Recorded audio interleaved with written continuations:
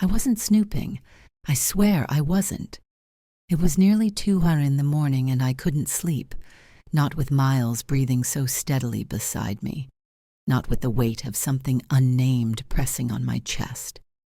I turned toward the nightstand, reaching for a glass of water when his phone vibrated.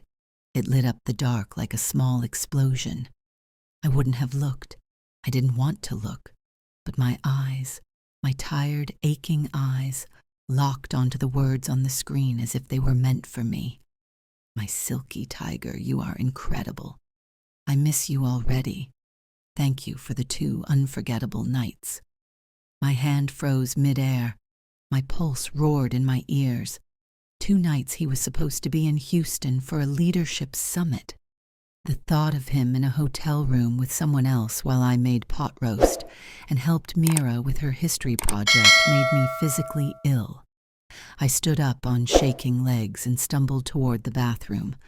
The cold tiles under my bare feet grounded me. I turned on the faucet, cupped icy water in my hands and splashed it over my face, hoping to wake up from whatever this was. But I didn't wake up. In the foggy mirror, I saw someone I barely recognized. My skin pale, my eyes wild, my mouth slightly open like it wanted to scream, but forgot how. 20 years, I whispered to my reflection. 20 years of my life. I don't know how long I stood there. Eventually, I returned to bed. Miles hadn't moved. He was curled up, peaceful, just like always, like nothing was wrong. Like everything was still perfect. But something inside me had cracked, not loudly, not dramatically, just enough to change everything. The next morning, sunlight spilled through the kitchen window, making everything look too bright, too ordinary. Miles rushed through breakfast, sipping coffee like it was any other day. "You look pale," he said casually, buttering a piece of toast. "Didn't sleep well." "Yeah," I replied, placing his coffee cup in front of him. I had a strange dream. In it, everything I believed in turned out to be a lie. He paused just for a second, then smiled. "Dreams are weird like that, but we're real, Celeste. You and me were solid." I smiled back, but the hollowness in my chest throbbed. I watched him kiss my cheek, grab his briefcase, and leave with the same ease he'd always had. And I stood there, still holding his empty plate, my fingers twitching with the urge to throw it against the wall. Instead, I picked up my phone and called the one person I thought I could trust. "Hey, Tamsin," I said, trying to sound normal. "Can you meet for coffee? I really need to talk." She didn't ask why, just said she'd see me in 30 minutes at our usual place. The cafe smelled like cinnamon and warmth.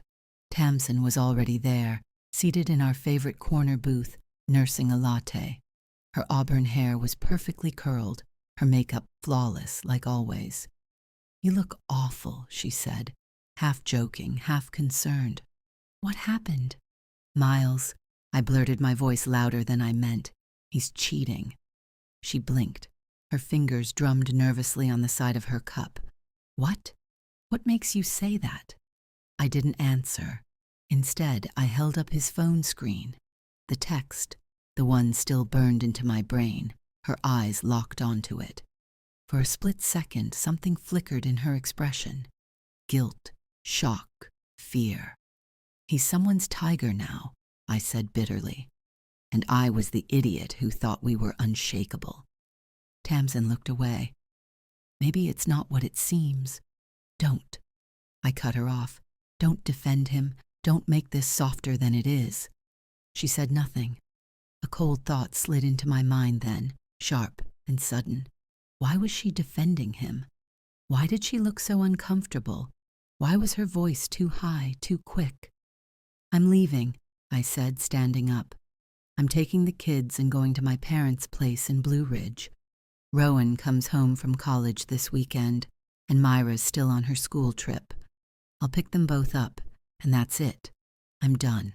Tamsin just nodded, staring into her coffee as if it held answers I wasn't meant to hear. "Are you sure?" she asked almost too quickly. "It's a big decision. You think I should stay? I narrowed my eyes. Pretend this didn't happen. She hesitated for just a second. That second was enough. Whose side are you on? I asked sharply. Mine or his? Yours? She said too fast, too defensive. Of course yours. I don't want you to do something you'll regret. No, I said. I regret staying this long. And with that, I left her sitting there holding her cup like it was the only thing keeping her grounded. She didn't follow me. She never did. I almost forgot Myra's backpack. I had packed everything. Clothes, toiletries, her favorite pajamas with the little stars on them. But the school had sent home a reading packet that was due Monday. Her books were still in the front closet. I cursed under my breath as I parked in front of the house, heart pounding harder than it should have. The sun had set, shadows stretched across the lawn like arms. The driveway was empty. Miles wasn't supposed to be home yet. I told myself I had 15 minutes, maybe 20. Just grab the backpack and go. I moved quickly through the house. The air felt different, like it didn't belong to me anymore. As I reached for the closet door, I froze. The sound of a key turning in the front lock sliced through the silence. My blood turned to ice. He wasn't supposed to be here. Not yet. I panicked. The back door. I could sneak out through the kitchen and down the side yard. I didn't want a confrontation, not tonight. But then I heard it. A voice. A woman's voice. Don't be so nervous, Miles said with a chuckle. She has no idea. And then the reply, I don't know. She seemed different this morning, like she knew something. I stopped breathing. That voice, that soft, high voice that used to whisper secrets in college dorm rooms and comfort me during hospital stays. I would know it anywhere. Tamsin. I backed into the kitchen wall and felt the world tilt sideways. My throat clenched so tight I couldn't even gasp. My best friend, my maid of honor, my daughter's godmother. I stood there paralyzed, one hand gripping the edge of the countertop as footsteps moved through the foyer. I heard them laugh, heard Miles say something about finally being alone, heard Tamsin sigh like it was a relief. They were heading upstairs to our bedroom. Each creak of the staircase hit me like a slap. I used to love that sound. Miles used to carry me up those steps when we were young and stupid and thought love could shield us from anything. I don't know what made me move, but suddenly I was climbing the stairs after them, one foot in front of the other, my knees shaking, my hand trailing along the banister like I might fall. The door to our bedroom was ajar. Light spilled through the crack, golden and warm voices. Laughter. I took a deep breath, pushed the door open and flipped the light switch. The room snapped into clarity.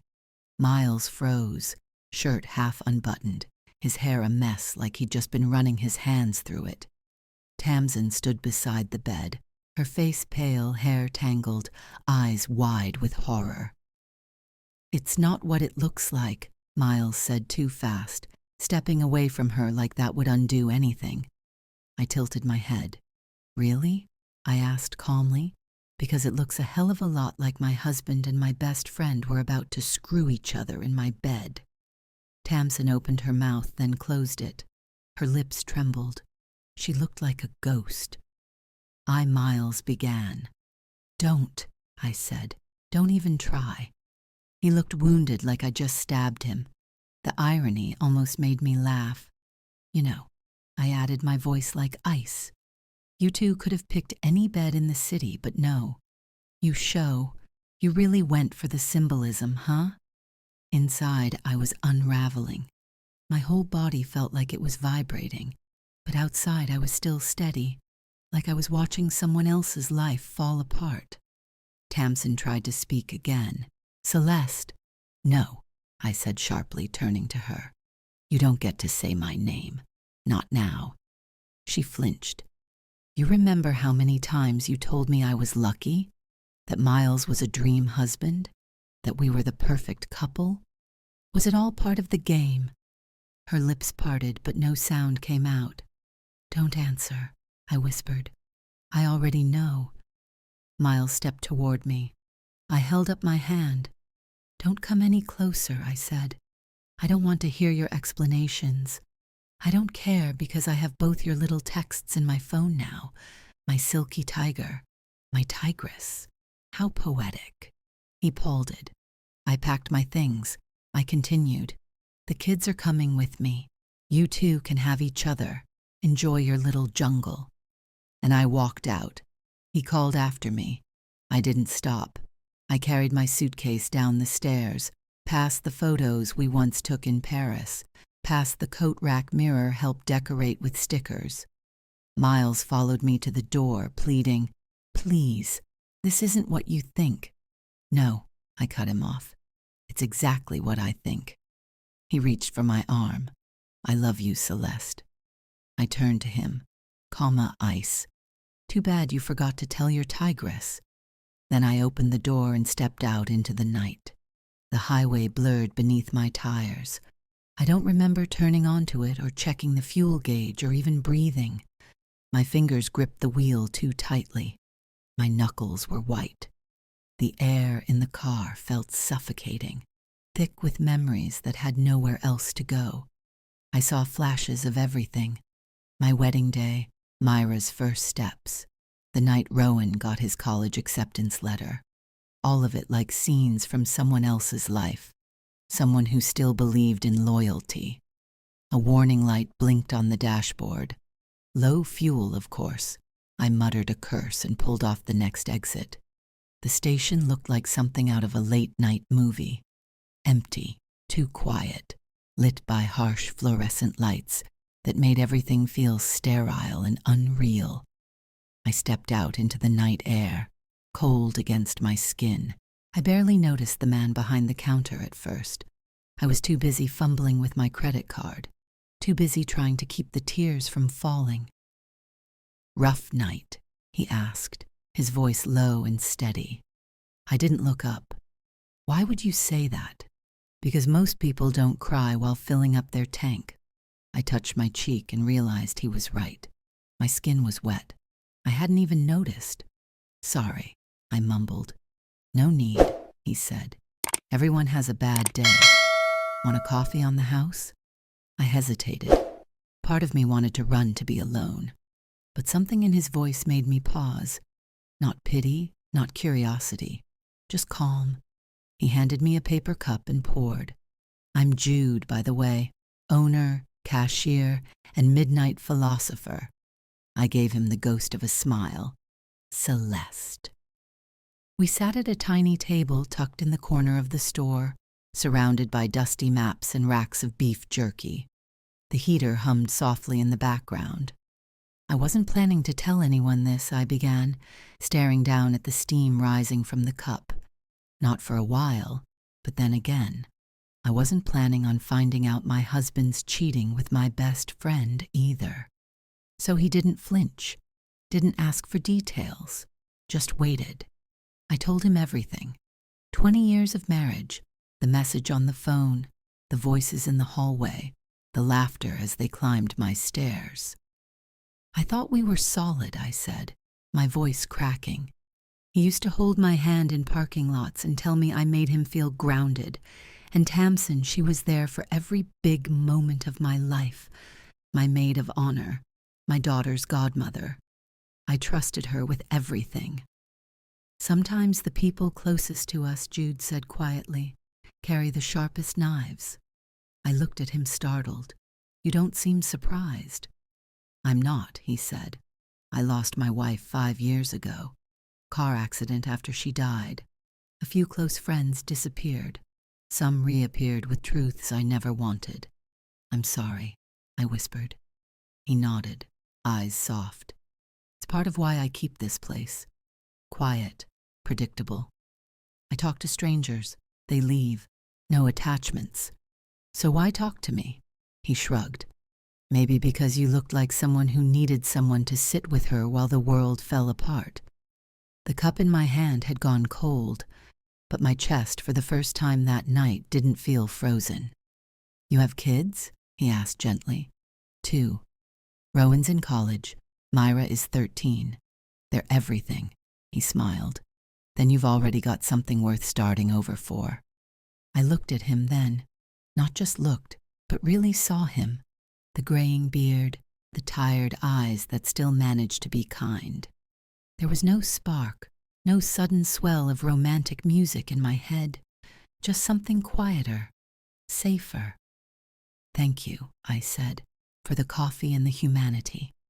He raised his cup to surviving betrayal and bad gas station lighting. I laughed. It sounded strange, like it didn't belong to me yet, but I held on to it anyway. We exchanged numbers before I left, not as a promise, but as a possibility. "In case you need more caffeine and less judgment," he said with a wink. I drove the rest of the way to Blue Ridge with the heater on, and the windows cracked just slightly. The trees blurred by like shadows. Somewhere in the mountains, my parents' house waited, and for now, that was enough. My parents' house in Blue Ridge hadn't changed. The porch still creaked in the same spots. The air still smelled like pine and old wood, but everything inside me was unrecognizable. Mom met me at the door, still in her nightgown, hair pinned back tight like always. Her eyes scanned the suitcase in my hand, the tight line of my mouth, and she didn't ask questions. She didn't have to. "You can sleep in the old guest room," she said. "I'll make up the bed." I nodded. Mira was already curled up under her childhood blanket by the time I came upstairs. Rowan, bless him, had driven in from his campus hours early. He met me at the door with a worried look and a silent hug. I didn't say much that night. The next morning, Mom made blueberry pancakes like we were trying to pretend life was still sweet. Then, while Mara and Rowan were outside with Grandpa, she dropped the bomb. "I invited Miles," she said, not looking at me. I put down my fork. "You did what?" "He's your husband. You two need to talk." "No, Mom, we don't. Not now. Not here." She folded her napkin slowly, deliberately. "Celeste, all men stray now and then. It doesn't mean you burn the whole house down." I stared at her. "You think this is about one mistake? He's been sleeping with my best friend." Her expression didn't change. "It's still your marriage. And that's supposed to mean what? That I stay and swallow the betrayal? That you fight for it?" I pushed my chair back and stood. "I've been fighting for this marriage for 20 years. I'm not going another round." She didn't argue, just sighed like I disappointed her in a quiet, permanent way. Later that afternoon, I sat with Mara in the garden while she drew tulips and pretended she wasn't listening. "Is Daddy still coming back?" she asked, her voice small. "No, sweetheart, not in the way you're used to." She nodded once and kept drawing. That night, I filled out the divorce papers. The court date came sooner than I expected. Savannah was gray and cold when I arrived at the courthouse. I wore a navy blue suit I hadn't touched in years. The heels pinched. My heart did worse. Miles was already there. He looked tired, hollowed out, not a trace of his usual polish. We sat across from each other without speaking while the lawyers worked through the logistics, like we were dividing office supplies, not a life. Then came the moment. "The division of assets," the judge said. "Let's review the proposed terms." "I'd like to make a statement," Miles interrupted. My attorney looked at me surprised. Miles stood, hands at his sides. "I waive my right to any shared property," he said. "Everything goes to Celeste and the kids. The house, the car, the accounts, all of it." Gasps, whispers. Even the judge looked stunned. "You understand what you're saying, Mr. Harrington?" she asked. "I do." I stared at him, not with gratitude, with confusion. What was this? Guilt? A power play? A farewell? Then I saw her. Tamsin. She had slipped in through the back of the courtroom, sitting alone, her coat drawn tightly around her. She looked like a ghost, thin pale, eyes hollowed out by something deeper than sleepless nights. I turned back to Miles. His expression hadn't changed, but something in his posture did. He didn't look at her, not once. Something had shifted between them, the final blow or just the truth settling in. When it was over, I walked past him without speaking. I didn't know him anything anymore, not words, not tears. Outside the courthouse, I felt the cold bite my skin, the kind that wakes you up, the kind that says, "It's over. Move." I didn't cry.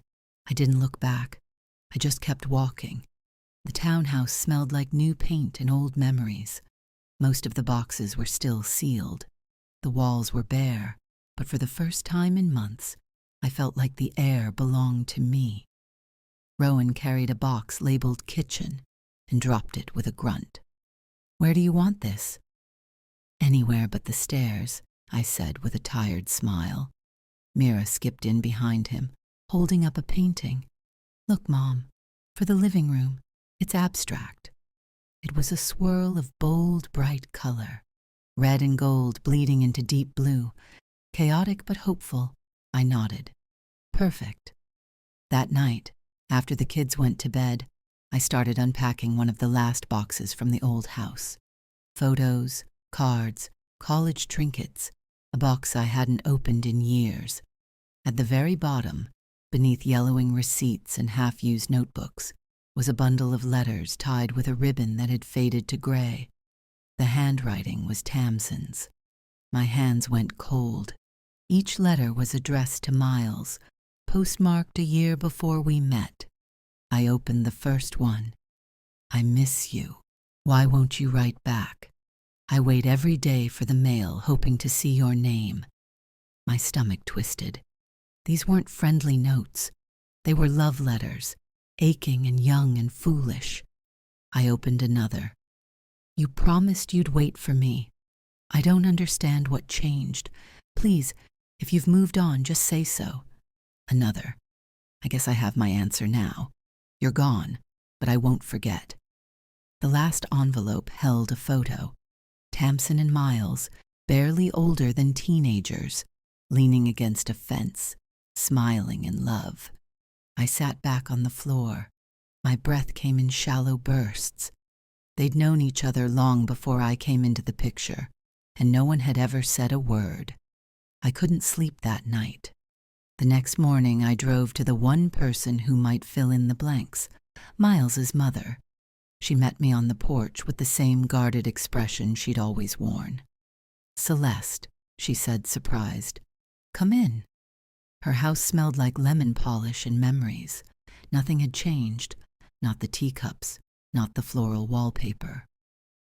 "Did you know about them?" I asked bluntly, skipping the pleasantries. She blinked. "About who?" "Tamsin and Miles, from before college." Her mouth tightened. "That was a long time ago." "But it happened," she sighed. "They were neighbors, close. He wrote her letters for months after we moved away. Never got a single reply." "That's not true. I found her letters. She sent dozens. He never answered because he never got hers either." She frowned. "He wrote every week. We even checked the mailbox together. Something clicked." "Did anyone else live with you then?" I asked. "My mother," she said slowly. "Why?" I pulled out the final letter, the one that explained all. It wasn't from Tamsin. It was from her grandmother, to Tamsin's mother. I intercepted all his letters. She doesn't need distractions. Let her think he moved on. She deserves someone better. I watched Miles's mother read it, her hands trembling. Oh my God," she whispered. "They never knew." "No," I said. "They didn't." When I got home, I sat in the backyard, phone in hand, staring at the name I never thought I'd call again. Miles answered on the second ring. "Celeste, I found the letters," I said, "and the truth." Silence. I think you and Tamsin spent 20 years believing you were abandoned. But the truth is, someone made sure you never had a chance. He exhaled. So it was real. Yes. He didn't ask what I wanted. He didn't apologize. He just said, "Thank you for telling me." And then he hung up. I sat there staring at the trees, the sky, the past. Was I the rebound, the replacement? Maybe in the beginning, but somewhere along the way, we became something else. Something that for a time felt real. Still, real doesn't always last. She showed up at my door with no makeup, no earrings, and no mask. Tamsin looked older than I remembered, not in the way time does to a face, but in the way regret does. She stood on my porch like a stranger afraid to knock.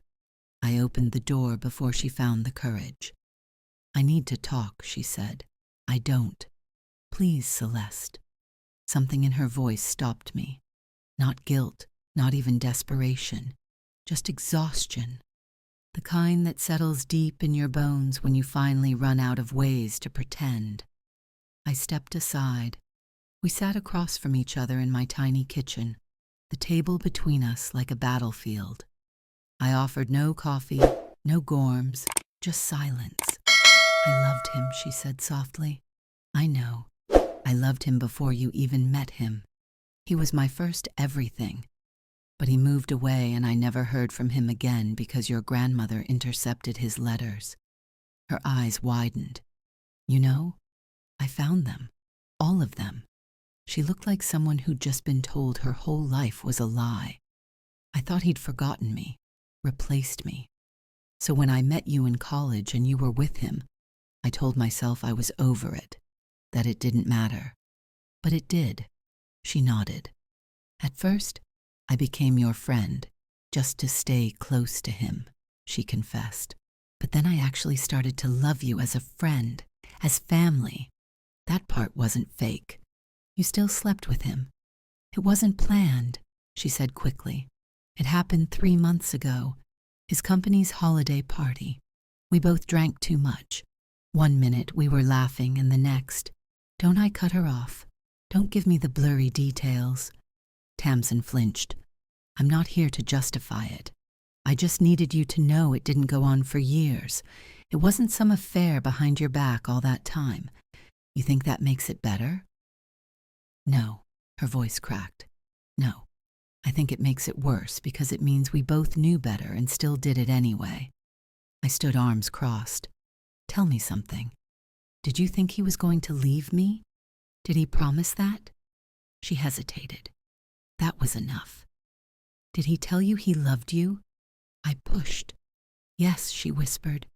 "After you left, he came to me and said he didn't know what he wanted. And you believed that was love." She didn't answer. "Of course you did," I said. "You spent 20 years clinging to a ghost of a boy who never got to grow up." "That's not fair, isn't it?" I snapped. "You think I don't know what that feels like to hold on to someone who stopped choosing you the minute you weren't convenient anymore?" She looked away, biting her lip to keep from crying. I almost felt sorry for her. Almost. I always imagined if Miles and I ever had a chance to be together, it would feel like home, she said. But it didn't. It felt wrong, like we were pretending we hadn't become different people. "You have," I said. "He did, and so did you." She nodded. "I'm moving to Seattle. I got a job offer. I need to go somewhere where everything doesn't remind me of what I ruined." I didn't ask for a goodbye hug. I didn't cry. When she left, I felt like a door had closed. When I had needed shut for far too long that night, my mom came over. She stood in my kitchen studying me like I was a puzzle she'd never solved. "You're really going through with it," she said. "I already did." She exhaled. "I always told you to keep the family together. That forgiveness was the key." "I know, but I was wrong," she said, her voice low. "I thought staying made me strong, but I see now it just made me disappear. I want you to know," she continued, "that whatever happens next, I'm proud of you. You didn't let anyone else decide your worth. I didn't have words. I just nodded. After she left, I texted Jude.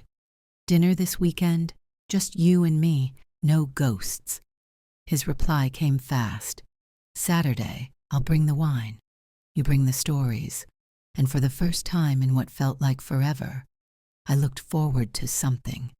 Spring came quietly that year, not with a loud bloom of wild flowers or the sudden buzz of bees, but in softer ways, like the light that stayed a little longer in the evenings, or the breeze that carried warmth instead of memory. I had been in my new place in Greenville for 6 months. The townhouse wasn't large, but it was mine. The floors creaked in odd places.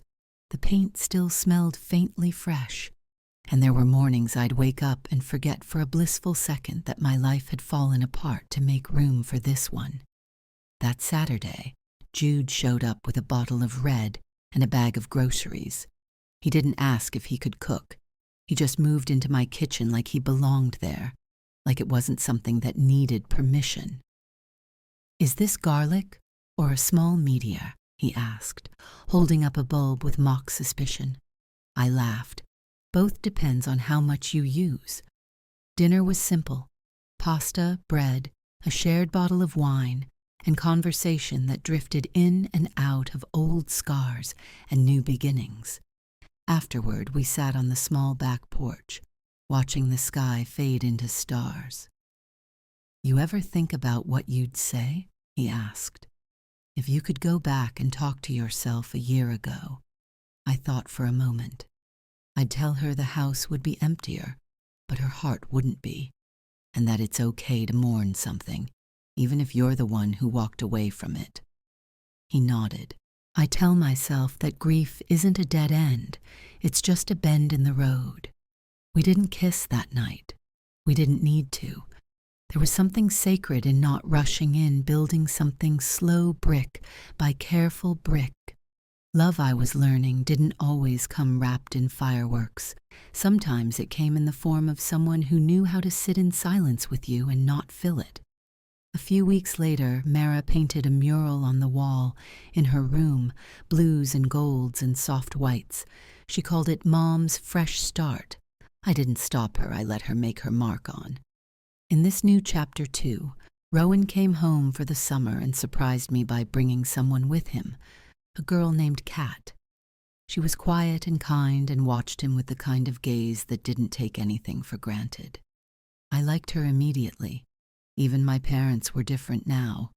My mother, who once swore her role was to hold the family together by enduring silently, joined a volunteer group that traveled to local shelters. My father drove her twice a week and started writing poetry. It was bad poetry, but it was new. Then one day, out of nowhere, Miles called. I'm not calling to fix anything, he said quickly. I just wanted you to know I'm sorry for all of it. Not just what I did, but for how long I let you be alone in that marriage. I didn't say much, but I listened. And when I hung up, I felt no anger, just a faint ache, like touching a scar that had finally stopped bleeding. Later that week, I found myself back at the same gas station where I first met Jude. The sky was overcast. The pumps were still finicky, and the little cafe table inside was now surrounded by potted plants and travel mugs for sale. He looked up from behind the counter, eyes lighting up. You again, he said.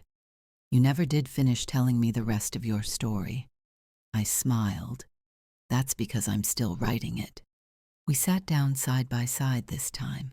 No past outrun, no future to chase, just two people exactly where they were meant to be.